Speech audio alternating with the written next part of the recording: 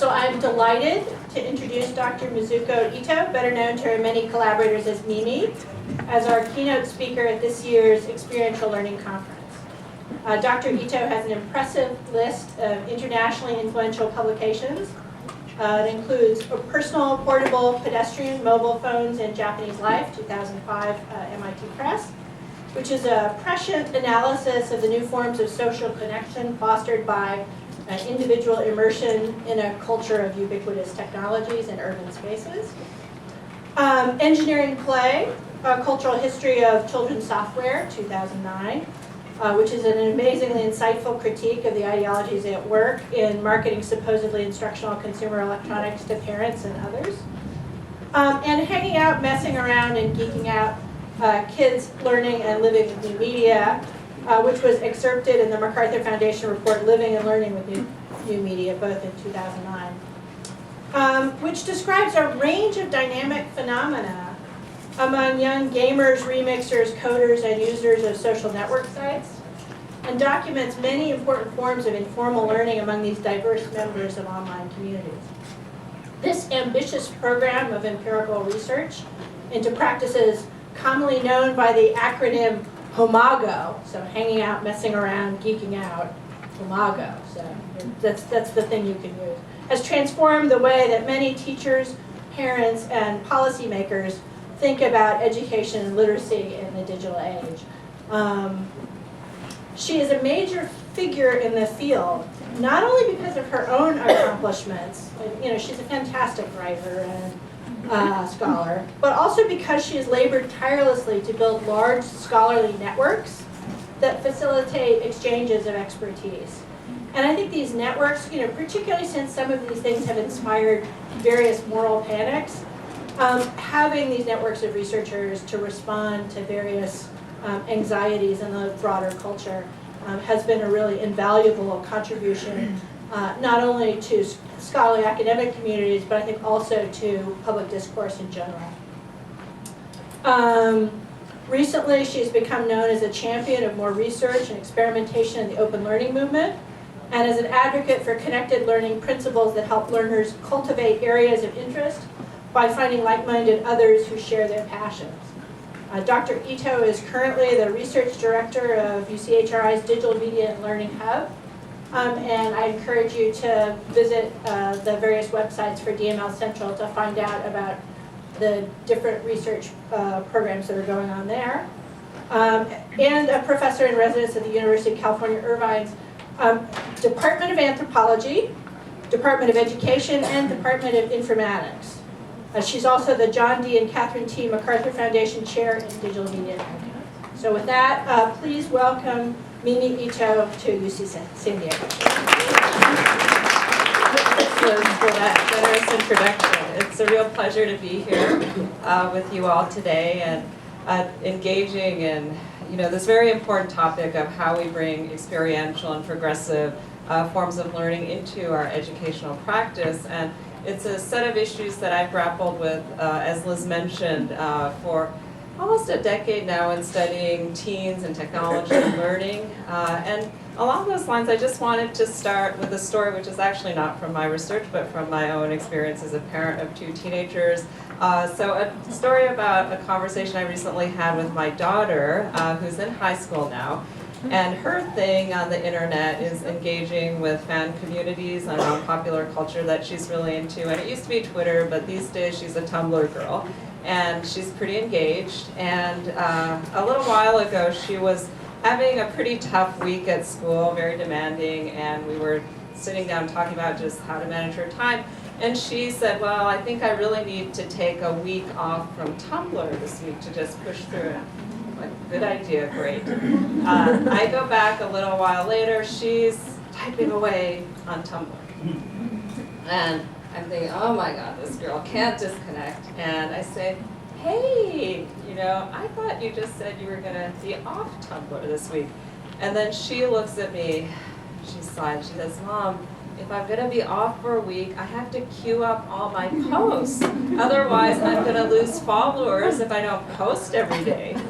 And so this girl's way ahead of me in terms of her social media strategy. I mean, I have my Twitter, I have my blog, I never update, but I've never been really disciplined or systematic about cultivating my online identity in that way. And I present this story not just, as an illustration of the mother-daughter dynamic in our household, which it is, but really to say that, as parents and as educators, often we look at these kinds of online activities as, at best a fun, diversion, at worst a severe distraction from learning, when, oftentimes, or sometimes, these very same activities that young people are doing through their own initiative and engagement are the very stage through which they are authentically engaging in contributing to communities, getting real-world relevant feedback, feeling a sense of purpose, and along the way developing the kinds of skills, the kind of dispositions, the kind of disciplines that I think most of us would agree are at the very heart of the kinds of outcomes that we would look for when we talk about experiential learning and education. So the question that I want to put in front of you today is really to say, for those of us who care about truly meaningful learning experiences for young people that are hands-on, that are engaged, that have real-world relevance, how can we best make use of the new kind of ecosystem of knowledge, of information, of social connection that our kids are growing up in today? The world outside of the classroom has really transformed, and as all of us who work in educational institutions know, we're really struggling in the formal education sector to adapt in ways that take advantage of these changes. Our institutions were founded in an era of information scarcity when learners were much more dependent on classrooms, instructors, textbooks to gain access to knowledge and to skills and expertise. So what do we need to do to adapt to these changes when there's so much opportunity for learning in the world outside of the classroom, and learning that's socially connected, problem-based, and ideally relevant for learners? And our work has really stressed the fact that this isn't something that kids just figure out on their own, even though they are developing skills like the ones that my daughter has.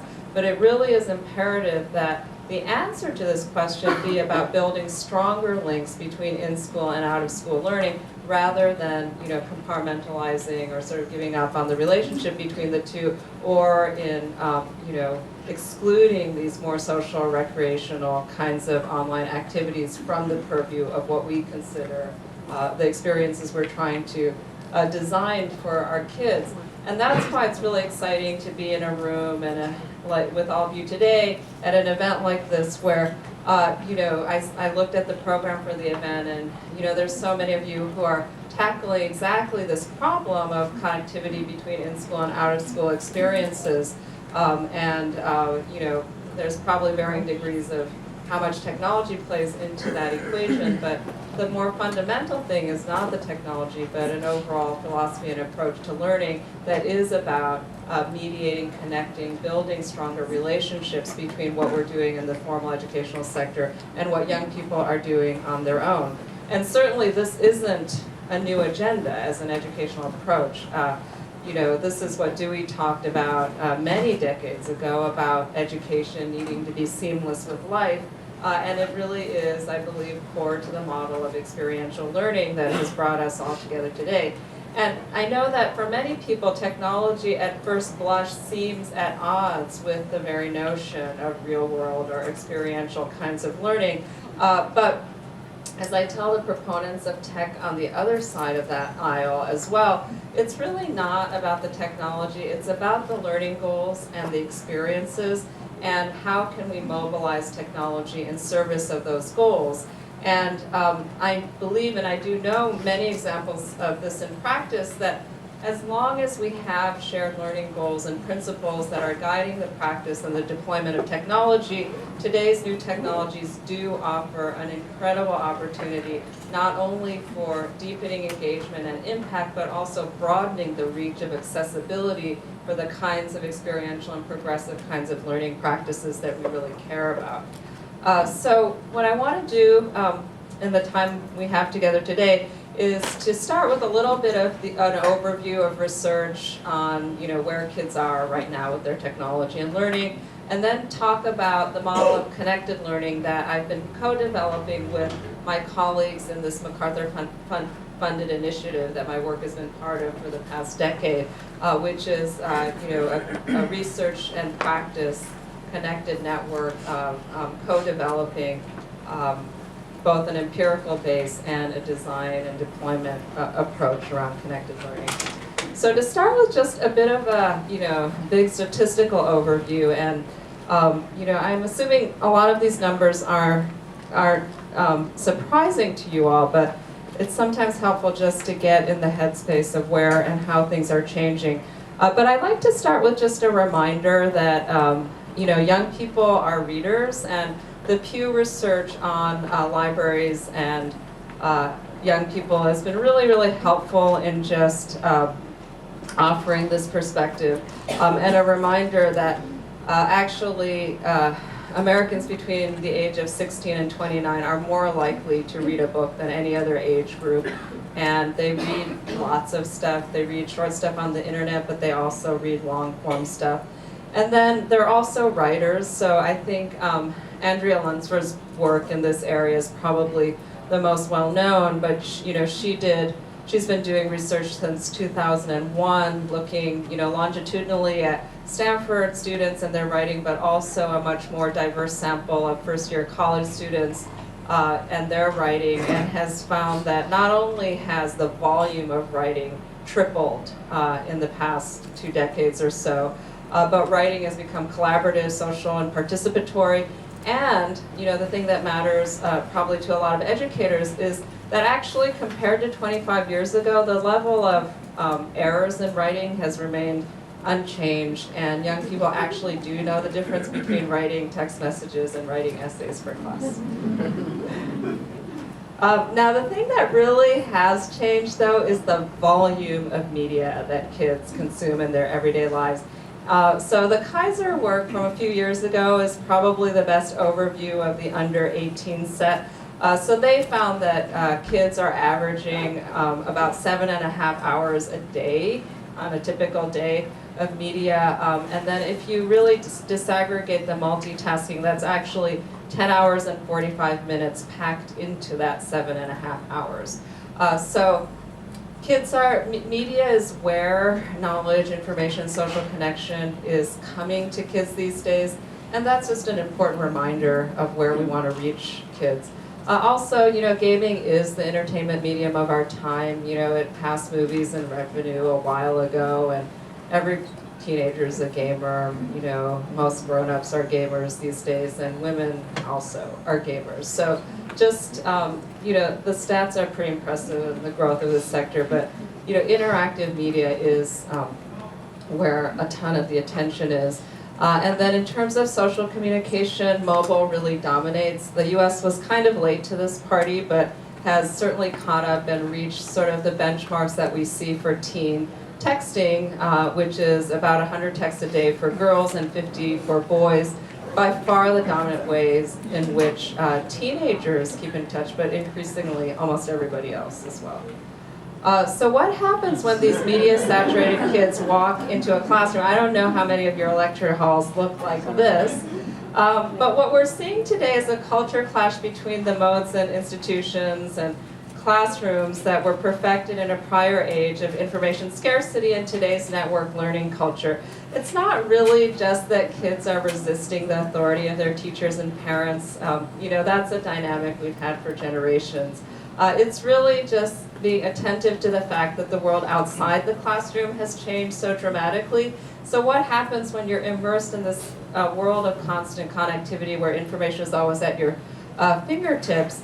And what does it mean as educators then to meet them where they are and to think of what it would mean to design educational experiences that are meaningful and relevant, but also still making use of this environment that they're immersed in. So I don't know how many of you identify with this little guy, but you know, sometimes like having Breaking Bad, my Netflix queue is, you know, worse than the chocolate truffles in the fridge. But yeah, so there's you know, there's too much of a good thing. You know, there's so much that can engage attention now. So many cool things that kids can find online, and they're pursuing these interests on top of the increasing demands for academic achievement, the intensity of the job market and the resumes they have to cultivate for that. And so for me too, as a parent of 2 teenagers and you know, someone who really values the kinds of things my kids are doing online, you know, we struggle to, you know, just keep that balance. And, you know, there are times when it's just lids down, you gotta crawl into bed, which isn't to say that, you know, what they're doing isn't valuable, but, you know, we are definitely in a different kind of space. So I'm sort of curious, just to pause and take the temperature of the room here. If you could show me with your thumbs whether you feel positive or negative about how these new technologies like social media and video games, what influence they have on learning, where thumbs up is you think it's generally a good thing, sideways is maybe a little bit of both or different depending on different kids, and thumbs down is mostly negative. Oh, interesting. Yeah. A lot of sideways, pretty diverse, a few thumbs up, a few thumbs down, interesting. Yeah. So, you know, when today's college kids encounter the classroom situation, you know, there are new challenges. Not only are they Facebooking and texting during lectures, but they take to the online peer-to-peer ecology of information to support learning, their learning needs, their demands, and they do things that you may as an educator approve of, like forming study groups or sharing resources on bookmarking sites. But then, you know, something like Spark Notes, like it's really easy to get, you know, the Cliff Notes and Spark Notes of things rather than read yourself. And of course, they go to ratemyprofessors.com to figure out, you know, who's the easiest grader and what other, you know, we all know this world. Or they download ready-made essays online. So this is a burgeoning industry. And then my latest favorite one will take your online courses for you and get an A. So now that the flows of information, knowledge at the student peer-to-peer layer are so robust and speedy, there's really no way we can whack-a-mole, you know, and inhibit and limit the sharing of exchange. And so what do we do with that situation? We can lament how, you know, social media is really eroding our cherished ways of instruction, or we can look at this new ecology of peer exchange as an enabler of learning and not just a distraction. So the problem that we see with sites like this or the essay download sites cropping up, it happens when learning is disconnected from meaningful purpose, inquiry, real problem solving, when it does become just about getting a grade, putting a line in a resume or transcript, and filling in the blanks or reproducing an essay of something that the answer is already known in advance. So this is the challenge that we're facing. We can't fall back on those modes of instruction that we really relied on quite a lot in the past. And that's why the kind of learning that all of you are engaged in and in the trenches and with experiential learning is really, you know, I believe the fundamental paradigm of learning that has to, you know, be dominant when you're in an environment where information access is so ubiquitous. So I think we're in a really unique historical moment where, you know, on one hand, there's both increasing demand because people are realizing that in order for the learning to be engaging and authentic for kids, there has to be this experiential and problem-solving dimension to it. And we are also being given a whole host of new tools in order to actually reach this demand. So The research that we've been doing, that MacArthur has been funding for a while, really started with the study that Liz described, resulted in the Imago book, which was really 3 years of ethnographic work, hanging out with kids, playing games on the internet, playing games with them, and figuring out what the online world looked like from their point of view, and say, what are kids getting out of it? How are they learning? And then increasingly that work has been moving towards, a more engaged approach to educational practice, where we've been working with, educators in schools, colleges, museums, and libraries, and online environments to start to think about how those of us in the grown-up world might adapt our practices and programs in order to really meet young people where they are and tap the capacity of some of these new technologies.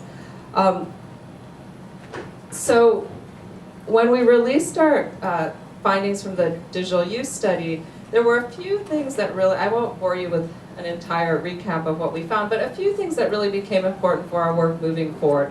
One was that there's a persistent generation gap in how older folks and teens view the value of online participation. So this headline, reporting on our research in the San Jose Mercury News, was a pretty good indicator of that. And even though, now older folks are also on Facebook and so on, and see the value of their own participation, they still tend to think of teens' use of those same technologies as a waste of time. So we have a little bit of work to do there still. And then the other important set of findings was really that, not surprisingly, young people are learning a tremendous amount through their social and recreational engagement with new technology.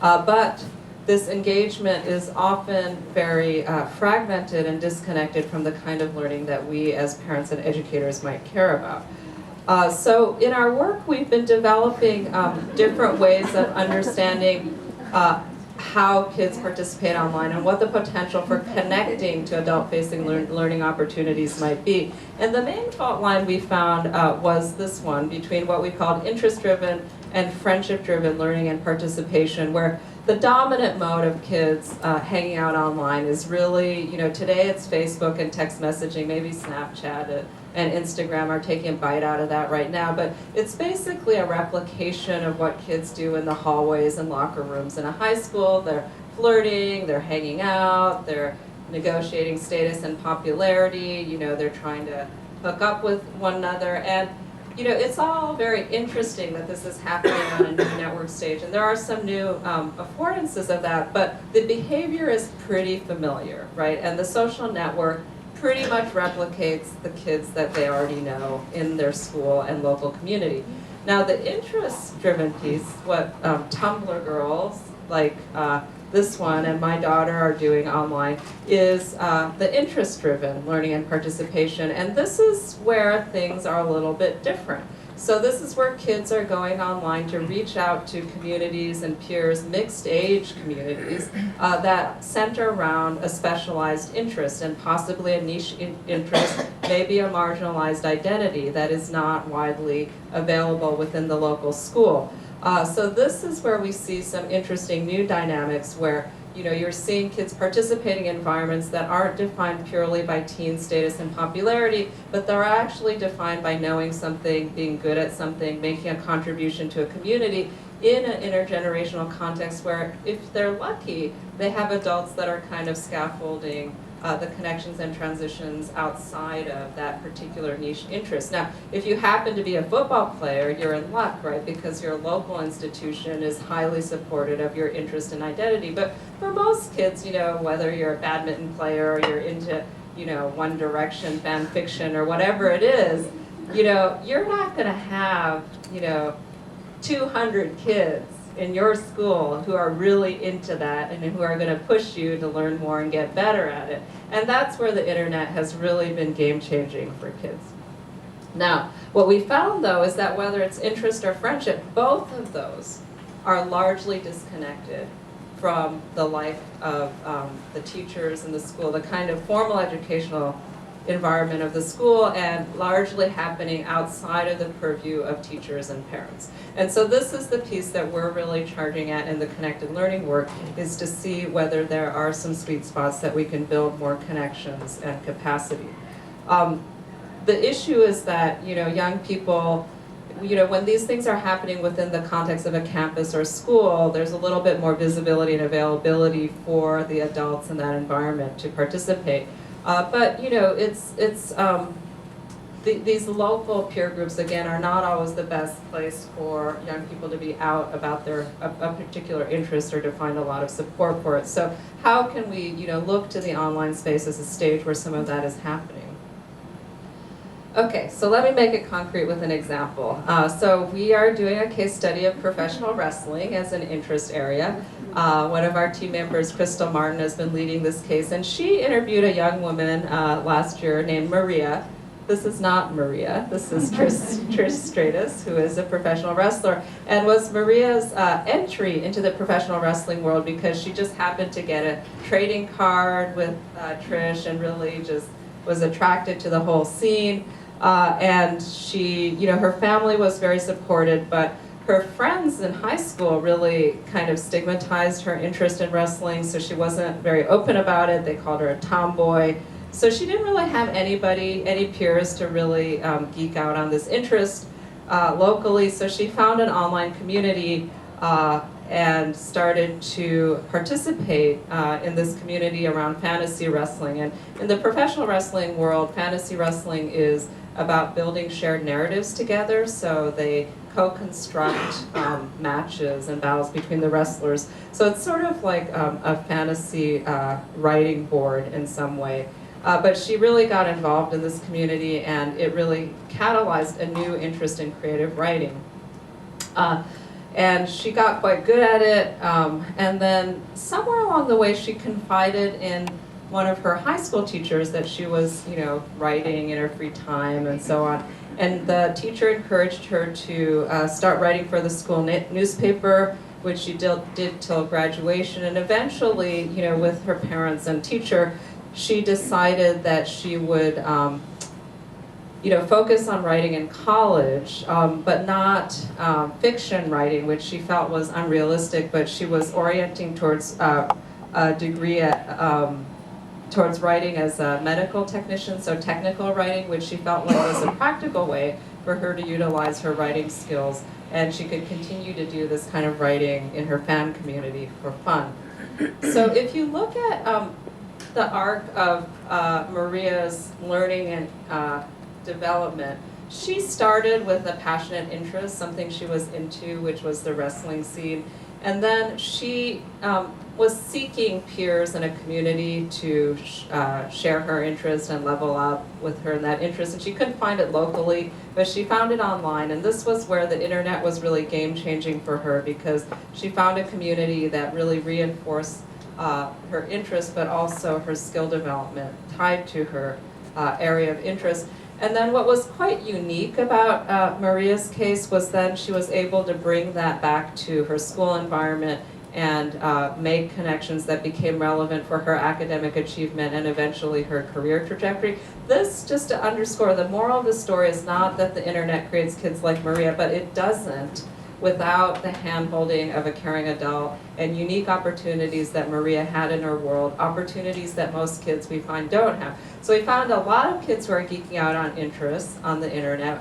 We find that almost all kids have an interest, but for most kids, those interests aren't supported by a caring peer community, and they're definitely not connected to academic and career achievement for almost all kids. And so these are the disconnects that we're trying to mediate, and we feel technology can really make a difference in that.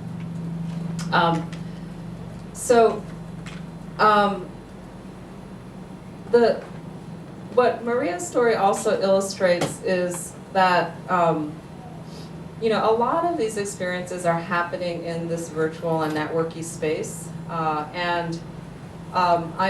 a lot of times we think of these experiences as somehow less authentic than the physically based relationships and experiences, but in the case of engaging in a deep interest in this way, these relationships, these learning experiences are actually much more meaningful and connected to Maria than most of what she was learning in her school context. So the important rubric here, again, is not whether technology is involved or what kind of technology is involved, but really what is the nature of that experience, and is it an experience that knits together young people's interests, their personal relationships, and their opportunity. And that, I think, is really the focus that we need to have rather than whether it's happening in physical or virtual space. And that's core to how we think about this model.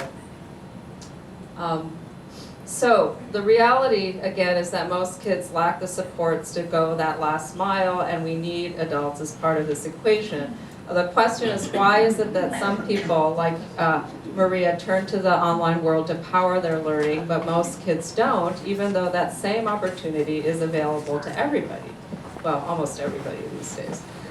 So the reality is that for most young people, the online world is a distraction from productive forms of learning and relationships. So when kids are alienated from their classroom learning in schools, yes, it becomes an opportunity to disconnect from that kind of learning.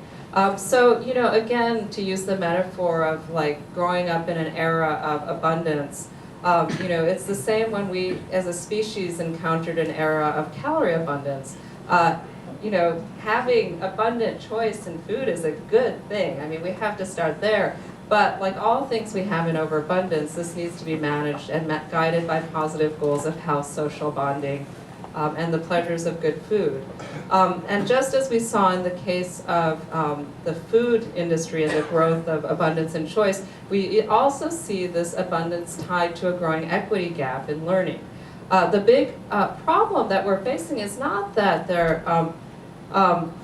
you know, there aren't a tremendous number of opportunities for learning, but they're being delivered and engaged with in highly inequitable ways, and this equity gap is growing. So I'm sure these trends are familiar to all of you, but you know, overall college goingness has increased, but you'll notice that between the poorest and the richest quintiles, you know, the richer kids it's growing faster, so the gap is widening. Now, so that's the formal part, those first two.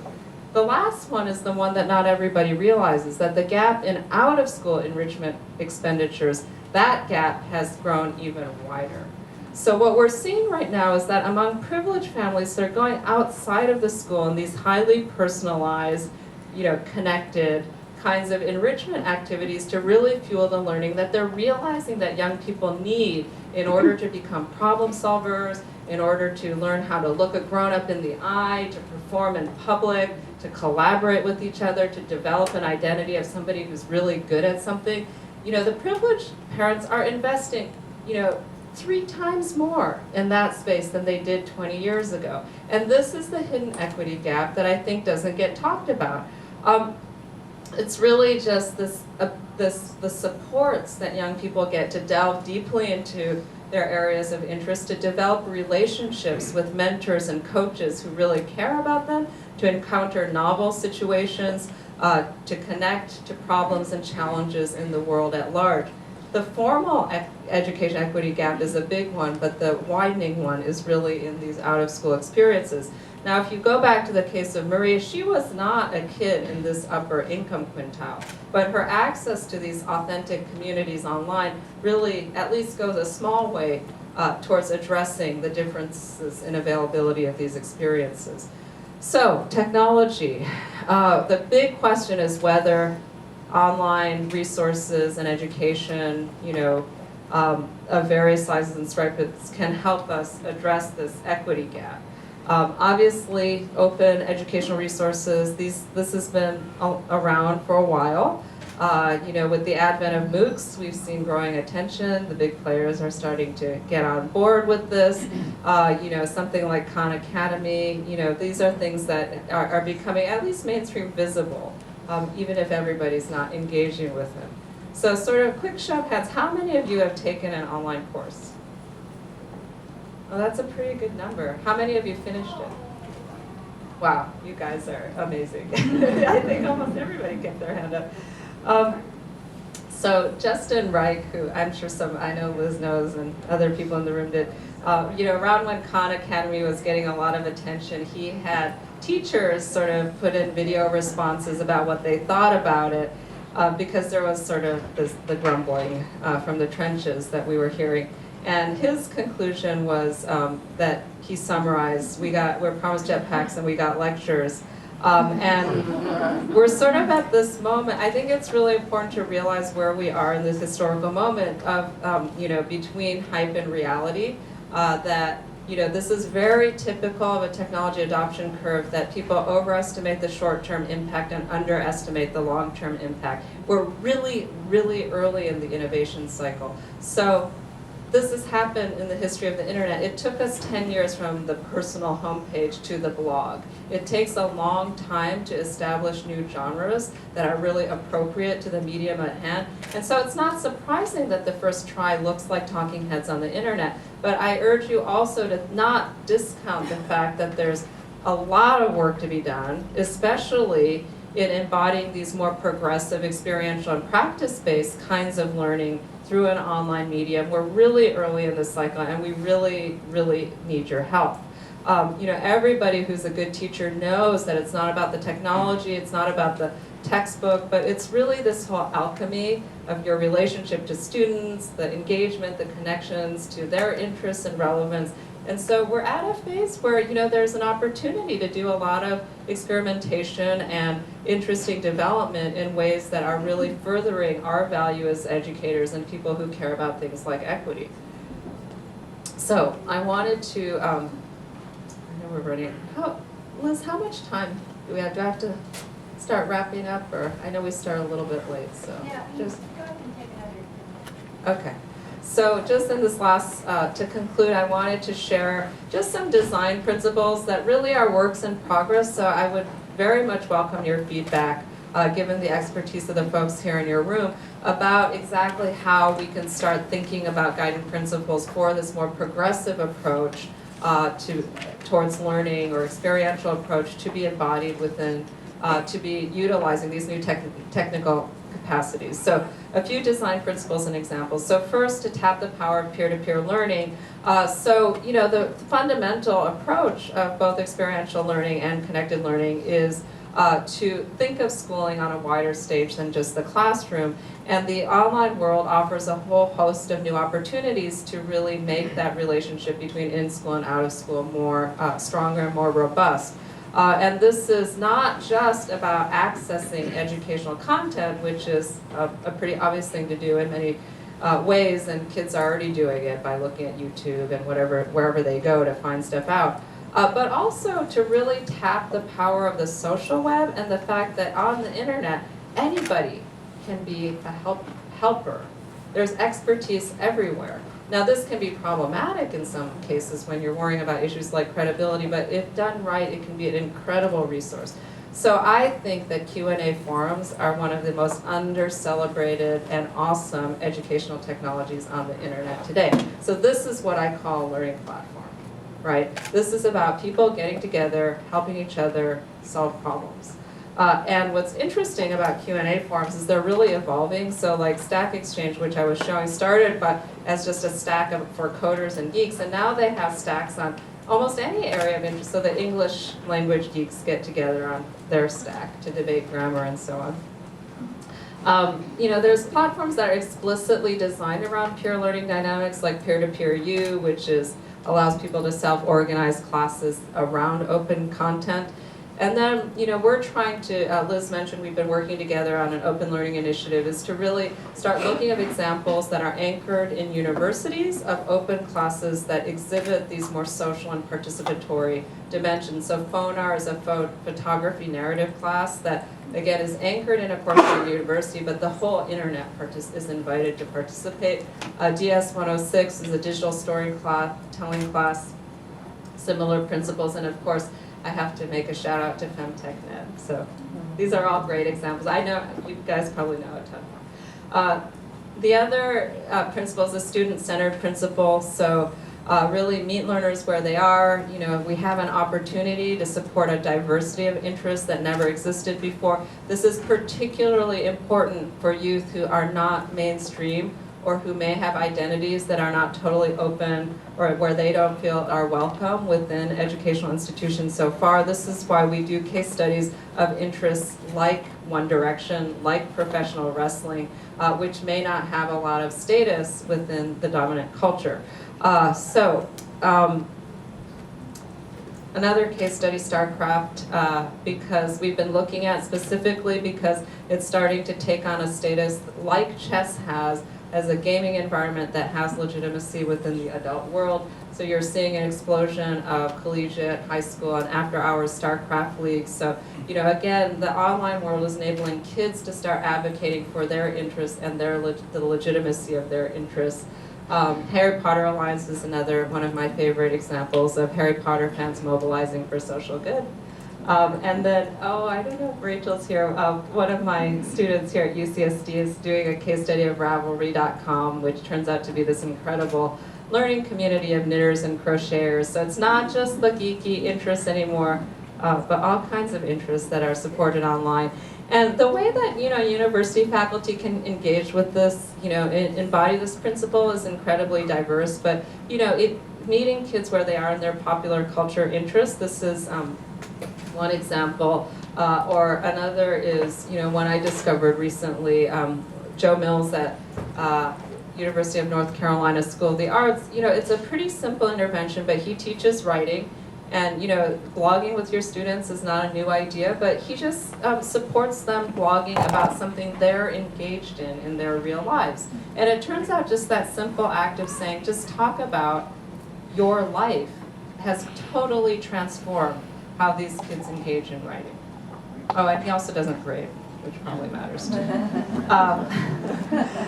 Okay, third principle is, it's the hands-on and making stuff that's really gaining momentum. So this, again, is probably not a new thing, but the question of how you can make these maker spaces connected and leverage digital tools.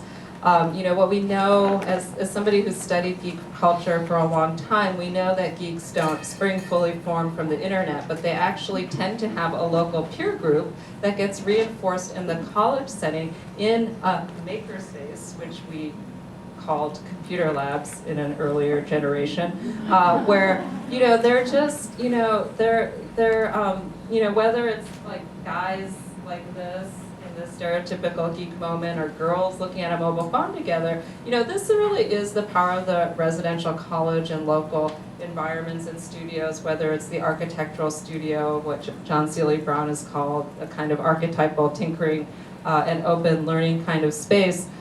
So this is about having places that are tied to technology and broader publics and information, but that are persistent spaces for relationships that aren't just about a single class or a single task, where kids are building relationships and identities and returning to.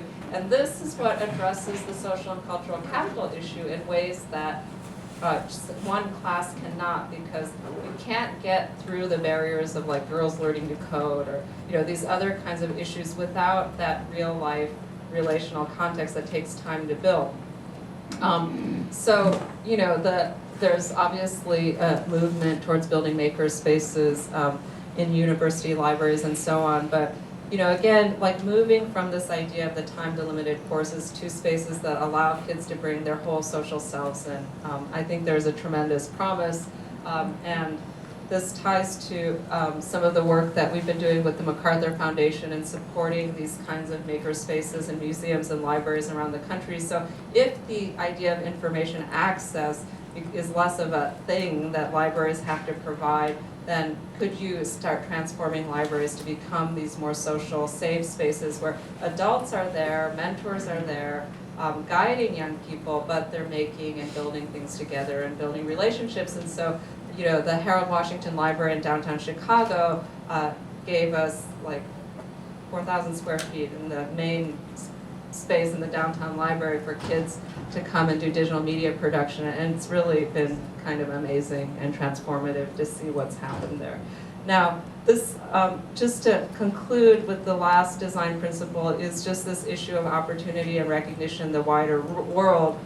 So, kids, they're often amazing, they're doing really cool stuff, but then it's not connecting out or making a difference in their lives. And this is where educators can play such an important role. So that U-Media space that I was talking about, what they do is they support kids in their production, but they also support getting that work out and in front of other people and recognized, which is such an important next step that a lot of programs aren't actually rewarded or encouraged to do. So, for example, the gamer kids in U-Media, they were like talking about gaming together, and then one of the librarians helped them start a Library of Games podcast, and they have a pretty good audience now. And that has been incredibly transformative, that last step. So what's happening right now is the online ecosystem increasingly has these very wide-ranging forms of recognition and reputation systems, which can range from simply views on a blog, but also for something like coding, these really sophisticated sites where learners can engage in these challenges, like topcoder.com, and there are these intense metrics for how well people do, and employers look at this, right? So the portfolio of what is relevant for kids' long-term career and their academic achievement is becoming much more diverse and lives in a lot of other places than the college transcript these days. LinkedIn skills and soon to come badges is just another piece of the ecosystem. And with our MacArthur colleagues, we've been collaborating with the Mozilla Foundation to create an open badging infrastructure that is geared more towards teen learners and getting skills like coding skills recognized through a badge system with other legitimate folks to validate it. So those are just a few examples. Again, the connected learning model is a descriptive model, but it's also we're hoping a model that will guide design and intervention and educational reform. It's challenging because it's sort of cross-sector and requires a lot of different partners to play. But the good news is that we are seeing a growing movement for these progressive uses of technology that's really building. As Liz said, we have a ton of online resources. Would love your feedback and love your engagement. And thanks so much.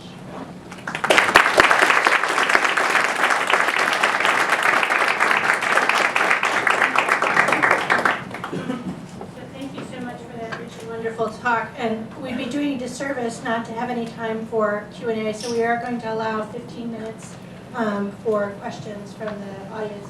So questions for Mimi Ito. I'm totally with you on that. I mean, I think that's the opportunity space, and some of the work of Kathy Cohen, who's part of our network, she's been doing survey work with with teens for a while, and it shows pretty clearly that when you start measuring for things like political and civic engagement, it's the youth from Black and Latino families who tend to have higher levels of at least awareness. It's hard to measure the actual engagement through a survey format.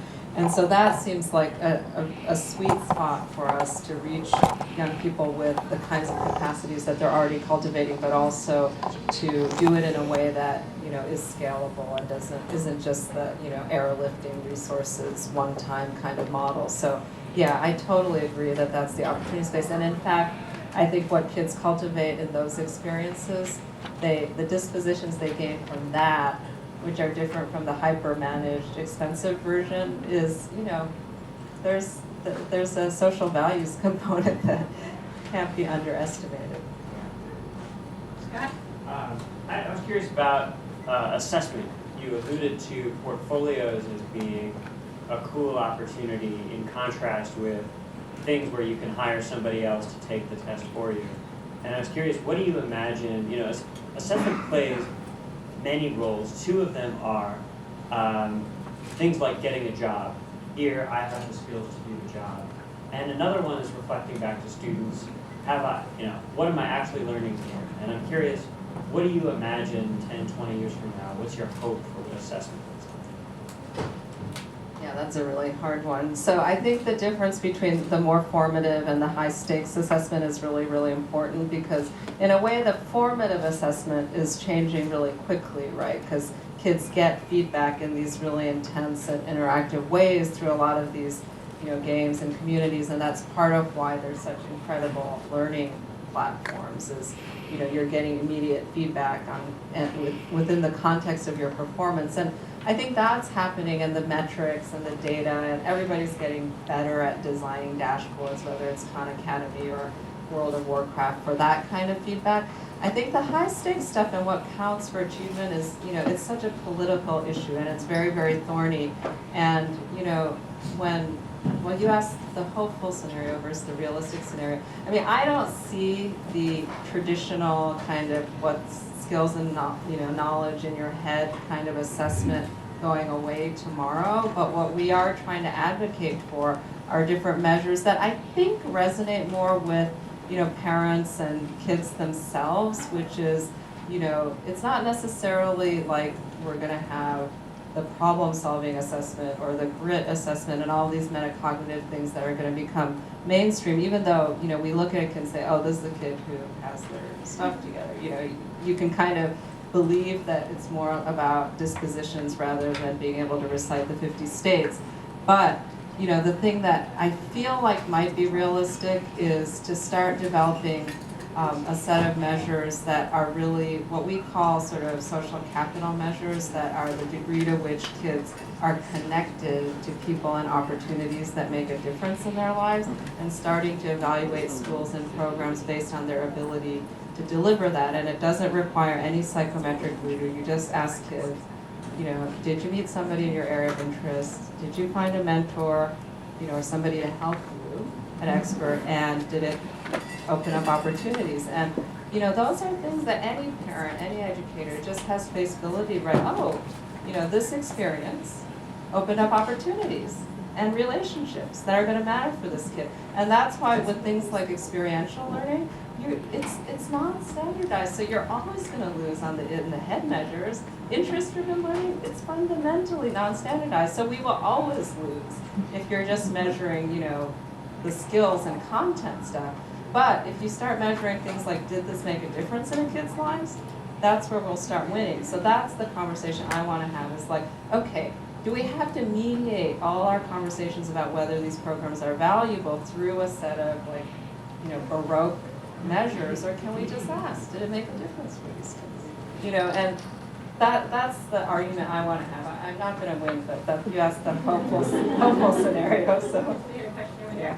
Well, I think that following up to that, I wonder how much of your research has been connected to things like the Search Institute and looking at how these things, which I think is really valuable, is a value added to the classroom situation, to those academic situations, because we see in an umbrella level at the state, there's been money for 21st century assets funding and ACEs, which supports this kind of thing. Mm-hmm. But then we get down to the actual district school levels that are feeling such high pressure with high stakes testing that they really can't make the connection.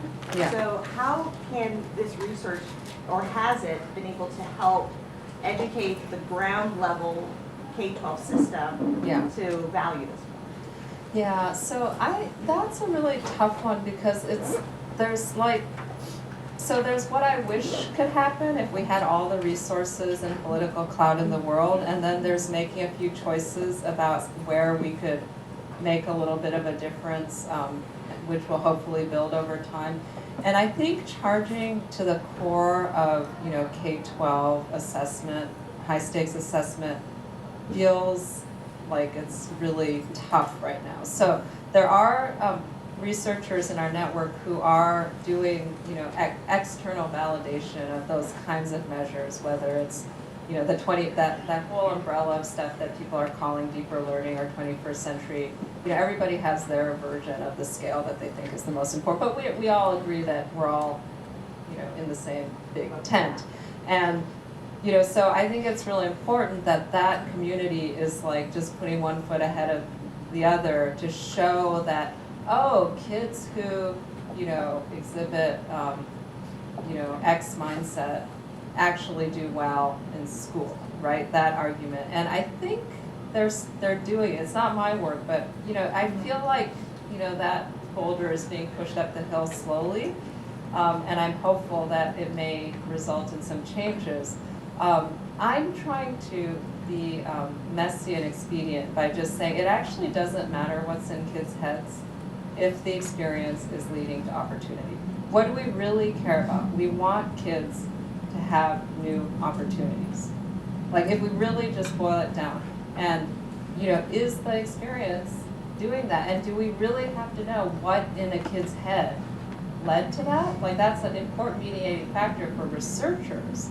But for families, it's like, do I need to know if the reason why my kid persisted and got really awesome at something was because they had grit, or whether they had preparation for future learning, or whether they had, all of these it doesn't, like, can we just shortcut some of the public discourse around this, which I think at the end of the day helps the argument that the people in the trenches of the assessment world are making, but it also helps us move forward in saying, you media, Chicago, we're never going to be able to get, the same kinds of, these kids drop in and out, there's really different interest levels of participation. We can just never win on that standardized kind of metrics, even if it's for the 21st century bank of skills. And that's where we need to have a bit of a counter narrative that gives these programs cover to move forward. So that's more of a strategic question rather than saying that, we shouldn't be doing that hard work of connecting. Sorry, that was a long answer. Yeah. One more question? Yeah.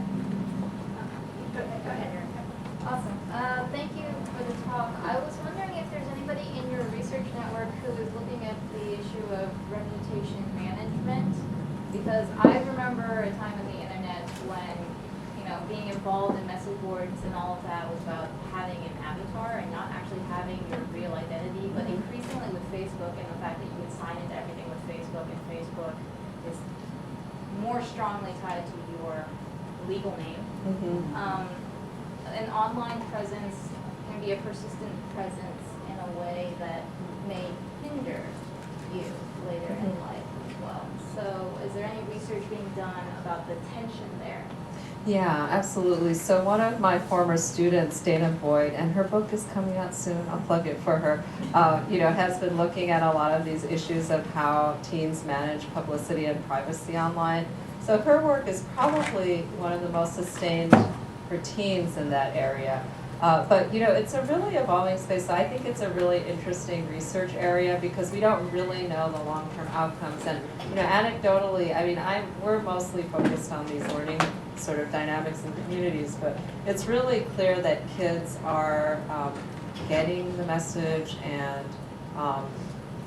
getting more sophisticated about how to segment identities and relationships online, and it's interesting to then, which some of the work that Dana does is extract, what those heuristics are that they are developing. So, they'll cancel their Facebook every day, and go back. There's just interesting things that they're doing, and increasingly, Facebook is the unsafe space for kids. That's why they're not on it anymore, and that the reasons for Snapchat.